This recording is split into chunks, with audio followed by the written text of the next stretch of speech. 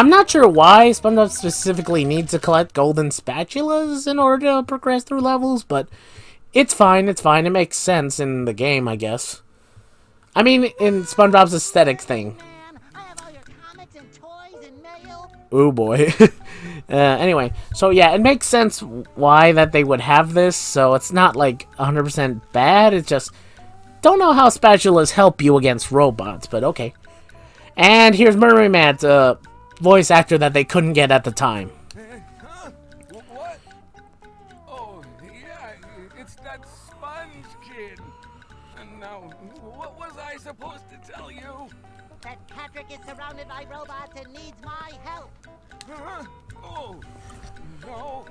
I think it had something to do with massaging my feet. Oh boy, you're taking advantage of us. Anyway, again, like I said, I understand why maybe they didn't want to or get Ernest Borgnine for this particular role for this game, so, you know, that makes sense. And I also understand that, you know, they couldn't get him for the rehydrated thing. So, I don't think the Mermaid Man in this game is that bad, but I will admit, yeah, it's definitely, like, way noticeable, so, Well, if massaging your feet will save Patrick, then massage I must. Yeah, it's not. They're making me hit myself. You're not doing anything, Patrick. In fact, you're farther away from the robots than SpongeBob will be in a second. Massaging your feet isn't working. I think I better try a more direct approach. By clipping my toenails? Here I come, Patrick! Here I come, Patrick! That's what you get. Anyway. Okay, we got one of the teleport boxes open, and there'll be another one down the slide. This is a slide. When SpongeBob, Patrick, or Sandy, and this is your hint that Sandy's playable, jump onto a slide, they will zip down the slope at hydrodynamic speeds. Again, I really do like this game, purely as both a game that's fun, as well as the fact that it's a good platformer game. Like, surprisingly enough, this game really does well in terms of its source materials.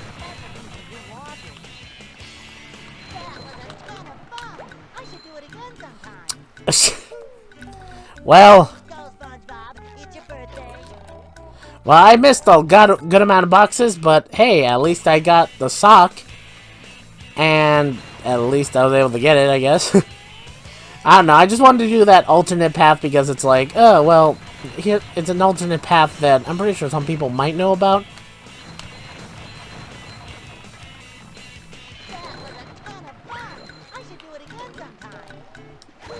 We could do it again right now, actually. I know, I really should be trying to save Patrick, but real quick, I want to do it again. Because overall, this game is fun, and it's actually pretty good, at least faithfully wise to the source material. Like, seriously, this is like one of the few early games that actually bothered with being, like, you know, faithful to its source material, but also being a fun game, too, so it didn't have to sacrifice either one. Like, I'm not sure if it's the thing that really, like, cemented other licensing games that they needed to be this good, but it's certainly one of the earliest examples of this. At least in the, you know, generation of PlayStation 2 and stuff. Don't get me wrong, we still get a couple of bad licensing games nowadays. Oh, boy. But hey, at least, some people know, or at least we'll call those games out on it. At least more so than before. Anyway, yeah, all I have to do here in this situation is literally just destroy all these duplicatortrons and press these buttons. Not too difficult, but still at least challenging. I will say this game has odd difficulty spikes in certain places depending on how you look at it. Just purely because it's like, I'm not sure if kids would have been able to figure some of this stuff out by themselves. At least to a degree. Or at least be able to handle some of this stuff. It depends. Real quick. There we go. Moving away just to make sure I don't get hit.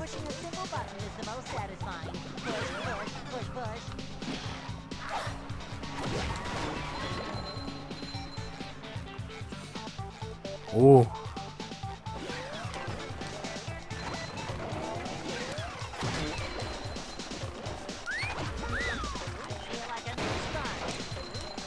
There we go. And that should be all of them. There we go. Like I said before, Patrick is way further away from these robots, and he's not really in danger.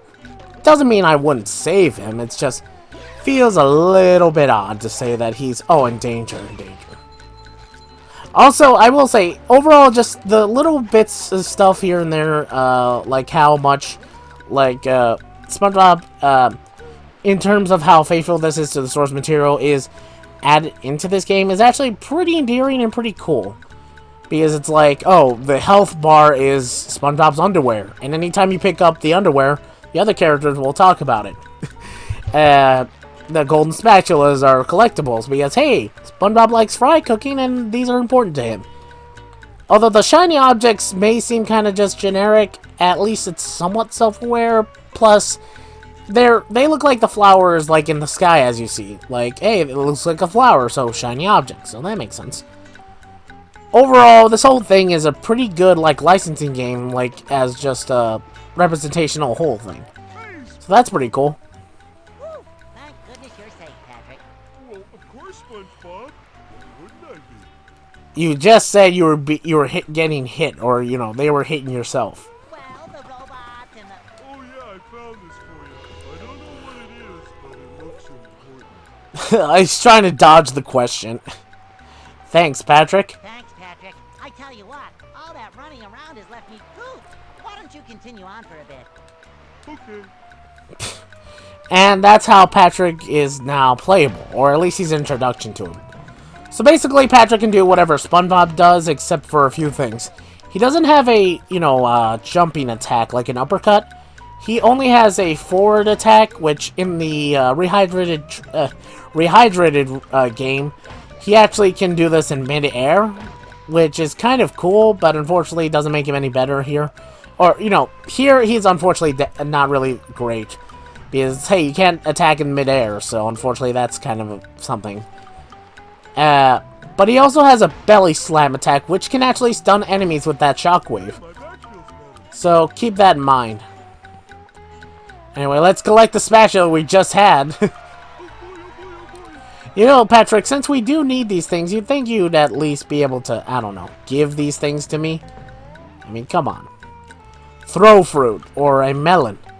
Okay, Patrick can pick up throw food or objects, and he can throw them at enemies or other objects. Depends on what you do. See? He can also pick up tikis. I know.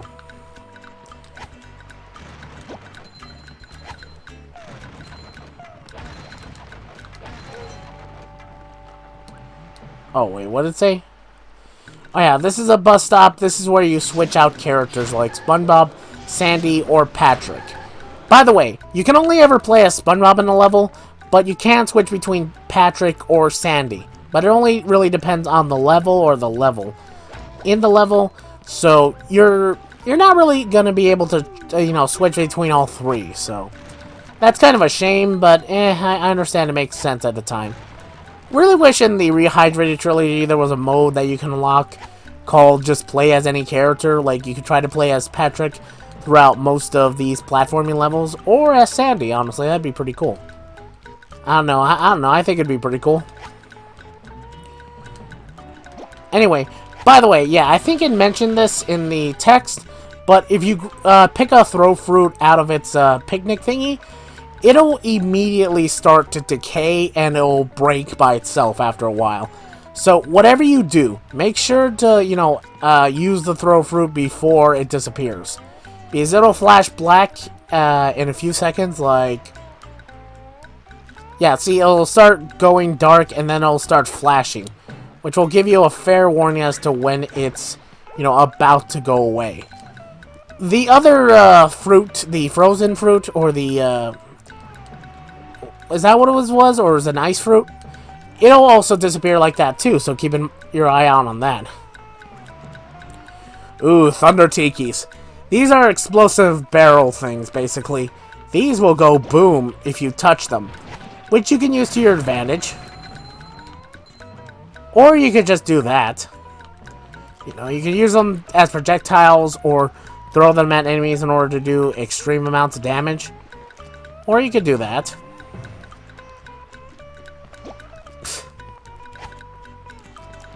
Okay, sorry, I forgot. I forgot that's where it led me, or that's where it took me. Anyway, so yeah. Be careful with Patrick. He's pretty powerful in terms of potential strength. It's just some of the stuff like the throwing and the belly slam are all something you're going to have to worry about. He's slow in this regards, so keep your eyes out on that. Hey, Plankton. Hey, you barnacle head! Watch where you're going! Rock is talking to me. Almighty Rock, I am at your command. Calm down. This ain't Dwayne. This ain't Dwayne Johnson, so calm down. He's the only Rock to worship. Down here, you big pink lummox! Oh, hi there, Mr. Plankton. Are you going to vaporize me today? I just like how casual he says that. So very tempting. Unfortunately, I found myself in the undesirable position of having to assist you. Oh boy. I was in an undesirable position yesterday, and now my neck hurts. Oh boy. Heed my words, my large future minion. Go into Jellyfish Cave. Follow the instructions on the signs that you see.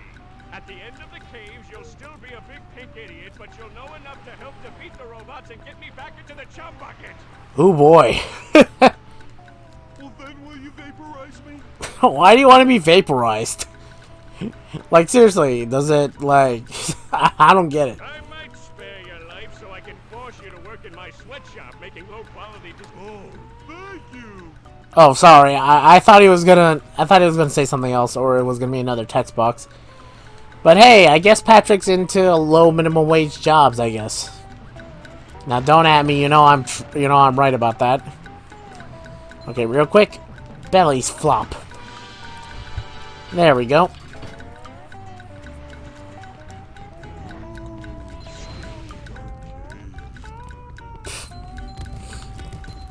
Okay.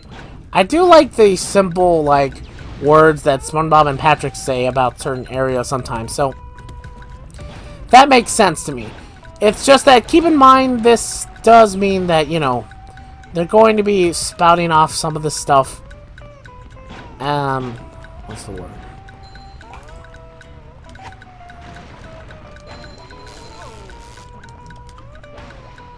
They'll be spouting this stuff off by themselves at random times, so, and they will repeat some stuff, so that's really what my particular issue sometimes.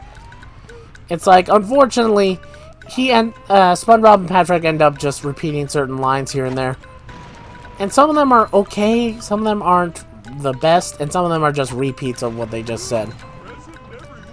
So, depends on you. It does depend on your particular feelings, basically. Like, oh, is this okay? Is this bad? It depends. I guess it's your tolerance of, you know, whether or not what they're saying is okay or not.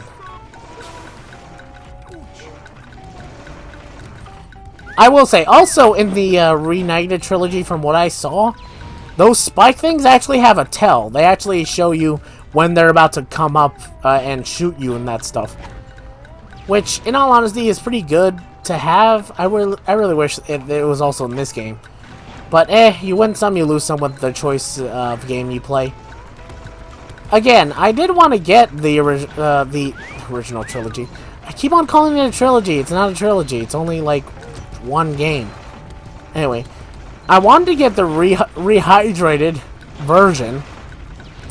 But I bought some other games because, hey... they were on sale, / there was more of them, so I thought it'd be okay. So please don't judge me, I tried my best.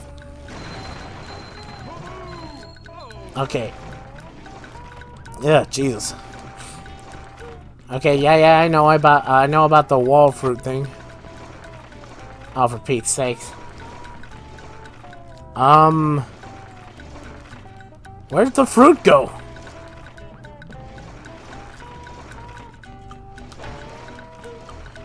Did you guys see that, or was it the... Please tell me I wasn't the only one that saw that. The fruit just literally got pushed in and they immediately disappeared. Like, I have no idea what to say to that. That's just ridiculous in its own way. Okay, first, hold on. First, let me do this. And then let me go over here. Thank you. Anyway, real quick, let me actually go take a little bathroom break. I really gotta go. So, hold on.